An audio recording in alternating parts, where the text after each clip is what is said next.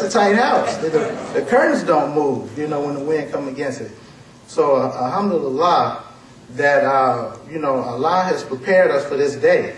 And this is a great day for us. You know, this is a really great day for us. This is our beginning of our birth and life of Imam W. Mohammed. And I could tell you so much. I could talk for a long time. I'm not going to do that. To let you know what I know our leader and teacher foresaw for this day. But you know it because, like I said, I'm preaching to the choir because he spoke to all of this to us. So we're going to, my main intention of letting you know this is that I feel it's appropriate to keep things in the open so that as we do this work, you can continue to support us. So we're going to give reports on things that we do, and we're open to Mosque. You have our phone number, our email address. P.O. Box 1061 in Calumet City, Illinois hasn't changed, and for a purpose, a reason. 60409 is the zip. Our phone number hasn't changed for contacting me. It's the same phone number for over 20 years. WDM Publications, area code 708-862-7733 hasn't changed. So, and that's for a reason also, because we want to do this work together as a community. So, you know, continue to stay in contact with us. And one other thing, one big thing, Muslim Journals, A Time to Be Grateful annual fundraiser banquet. We're winding down, and inshallah, when you see us next, we'll be sharing that information with you about the time we had down in Louisville. So I know that everybody here has got their tickets to the dinners, and everybody's geared up and ready to go. But if there's anything any questions you have, we have our editor, Sister Aisha Mustafa, is here, and I believe I'm going to bring her up, and she's going to share with us any last-minute details that we need in preparation for our Louisville visit, inshallah. Thank you for your patience.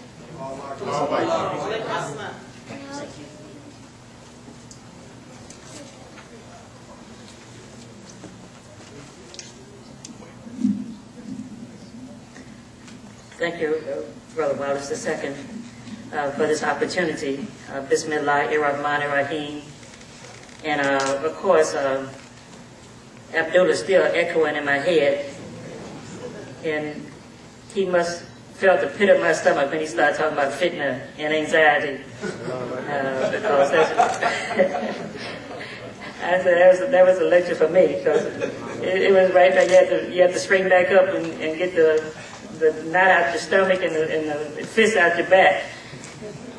That you can feel right about now. So Abdullah, I thank a lot for your message. And when he started running off those commercials, I was saying to myself, don't forget Sprite. And Sprite says, obey your thirst.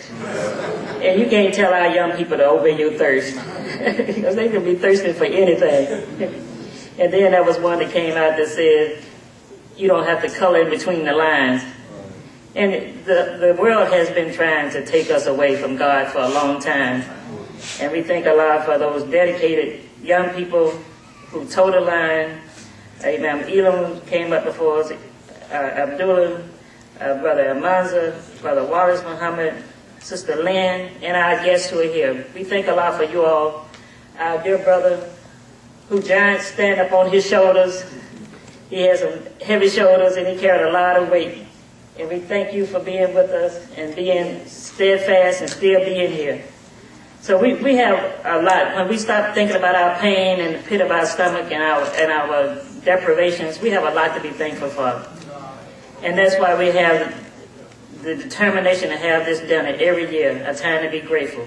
Because throughout the year, that other 11 and a half months, most of the time we are complaining and we are grumbling and trying to figure out how we're going to make it to the next day. But when you get there, we realize that it wasn't us getting us there after all. It was Allah taking us forward. So our time to be grateful dinner is coming up rapidly. It'll be the night of December 18th, which is the pivotal night of that weekend.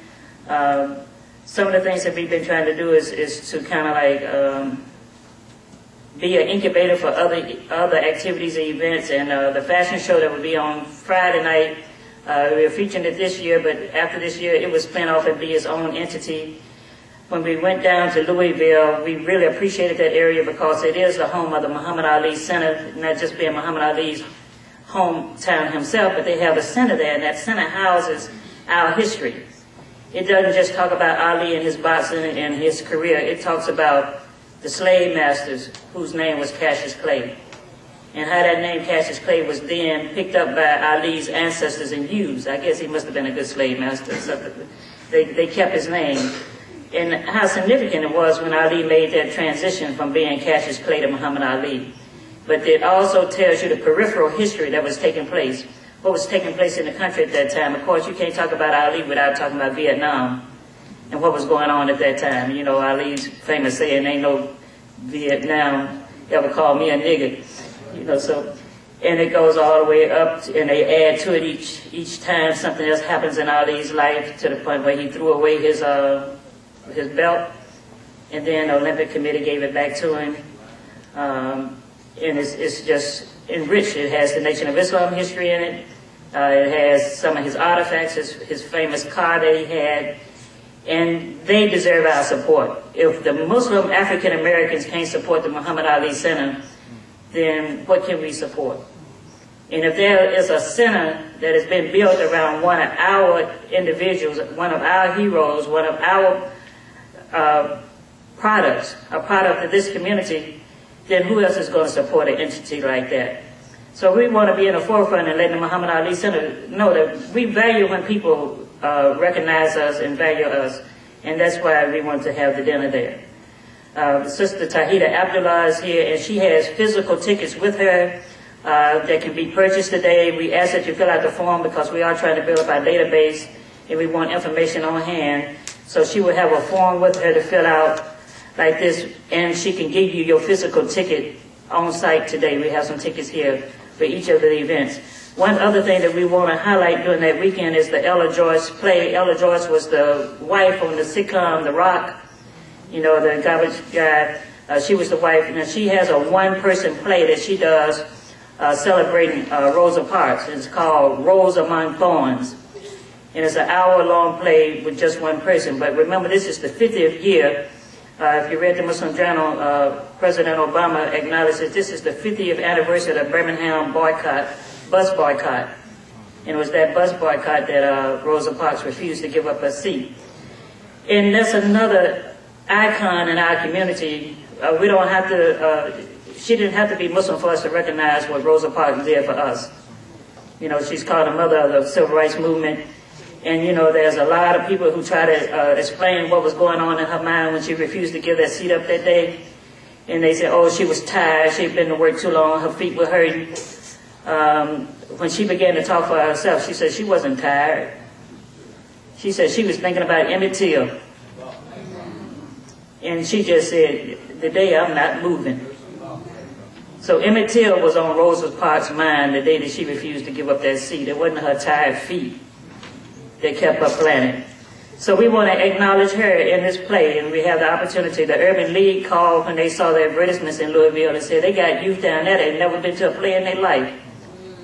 And they wanted to make sure that we made accommodations for them to bring those youth to see Ella Joyce. So it's something that's pricking the interest of a lot of people, and we want to make this a successful event. Also, you know, we have those things in mind, but in the back of our minds also we're trying to save the Muslim dream.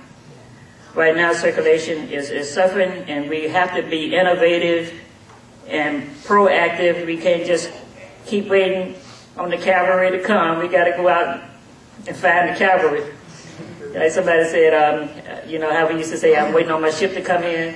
Somebody said, you better start swimming to the ship. I said, it ain't coming to your shore, and if it's coming close, it might not get to your dock. So you better learn how to swim to the ship. So we're doing some things so that we can help ourselves and prolong the longevity in the life of the Muslim Journal and assure its survival.